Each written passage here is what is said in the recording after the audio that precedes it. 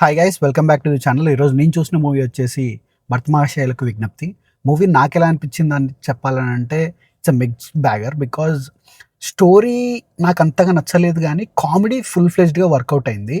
So ఓవరాల్గా cinema పర్లేదు, బాగానే ఉంది, చూడొచ్చు ఒకసారి. ఎందుకంటే కామెడీ కోసం కామెడీ చాలా బాగా వర్కౌట్ అయింది. మనం రవితేజ గారిని యాక్చువల్లీ మాస్ మహారాజా అనుకుంటాం, కానీ అతని బిగ్గెస్ట్ హిట్స్ రిపీట్ ఉన్న సినిమాలు, జనాలు ఎక్కువ ఇష్టపడే సినిమాలు అని అంటే మనం మాట్లాడుకునేది 'వెంకీ', 'ఈడియట్' అండ్ 'కిక్'. ఇంకా 'విక్రమార్కుడులో' చూసుకున్న ఫస్ట్ పోర్షన్స్ మనకి ఏదైతే కామెడీ ఉంటుందో అది బిగ్ టైం వర్కౌట్ అవుతుంది. సో రవితేజ గారు ఎప్పుడైతే కామెడీ చేస్తారో, అంటే కామెడీ పక్కన ఉన్న వాళ్ళు కానీ సినిమాలో కామెడీ ఉంటుందో అప్పుడు అది బానే వర్కౌట్ అవుతుంది. కాకపోతే 'మాస్ మహారాజా' అనే ట్యాగ్ కోసము ఏదైతే సినిమాలు తీస్తారో ఫుల్ ఫ్లెడ్జ్డ్‌గా మాస్ మూవీస్, అవెందుకో అంత వర్కౌట్ అయినట్టు అనిపియవు. అండ్ మనం ప్రీవియస్ మూవీస్ చూసుకున్నా అదే ఉంటుంది. ఈ సినిమాలో కామెడీ చాలా ఎక్కువ మందికి కమెడియన్స్ ఉంటారు. అందరూ తెలుగు వాళ్ళు. ప్లస్ మనం 'వెన్నెల కిషోర్' గానీ, 'సత్య' గానీ అండ్ 'సునీల్' గారు మళ్ళీ కామెడీ ట్రాక్‌లోకి వచ్చి చేశారనమాట ఈ సినిమాలో. అది అది చాలా ప్లస్ పాయింట్.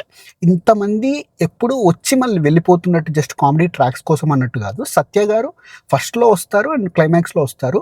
మిగతా అందరు కమెడియన్స్ మనకు ఫస్ట్ నుంచి వచ్చినప్పటి నుంచి వాళ్ళు అలానే కంటిన్యూ అవుతూ ఉంటారు త్రూ ఔట్ ది మూవీ.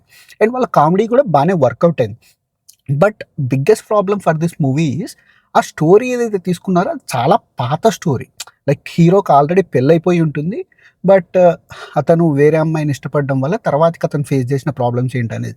ఇది చాలా మూవీస్ ఉన్నాయి. తర్వాతకి సీరియల్స్‌లో కూడా ఇదే స్టోరీని కంటిన్యూ చేశారు. మళ్ళీ ఇప్పుడు అదే స్టోరీని పెట్టుకొని కొత్తగా చేయడానికి ఏం లేదు.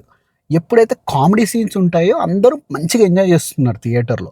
కాకపోతే స్టోరీ దగ్గరికొచ్చేసరికి స్టోరీని అంతగా ఎక్కించుకోలేకపోతున్నారు. అండ్ అది తీయడం కూడా కొంచెం సీరియల్ టోన్‌లోనే ఉన్నట్టు అనిపిస్తుంది ఆ సీన్స్ వచ్చినప్పుడు. బట్ మ్యూజిక్ ఏదైతే ఉందో భీమ్స్ గారు ఈ సినిమాలో చాలా బాగా కొట్టారు. అంటే తమన్ గారు వచ్చిన కొత్తలో ఎలాగైతే మనకి కొత్త మ్యూజిక్ అనిపించిందో, భీమ్స్ గారు కూడా ఈ మధ్య రావడం వల్ల, అంటే లాస్ట్ ఇయర్ నుంచి మనకి ఎక్కువగా తెలుస్తుంది పెద్ద సినిమాలకు కొడుతున్నారు కాబట్టికి.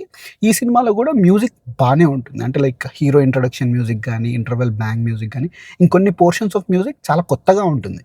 సో అండ్ పాటలు కూడా పర్లేదు, బానే ఉన్నాయి. కాకపోతే కట్టపన్న సాంగ్ అన్నట్టే వస్తూ ఉంటుంది.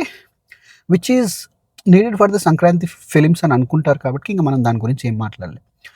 బట్ ఓన్లీ థింగ్ ఈజ్ కంప్లీట్‌గా కామెడీ మీద పెట్టి ఇంకొంచెం స్టోరీ మీద ఏమన్నా కొత్తగా తీసుకొని ఉంటే ఇంకా బావుండేది. బట్ కిషోర్ తిరుమల గారు ప్రీవియస్ మూవీస్ చూసుకున్నా గానీ అంతే ఫన్ ఫిల్డ్‌గా వెళ్ళిపోతూ ఉంటాయి. ఏదో కొత్త పాయింట్ తీసుకుంటారు, కానీ ఇందులో ఆ కొత్త పాయింట్ కూడా ఏం లేదు. But it worked out for me.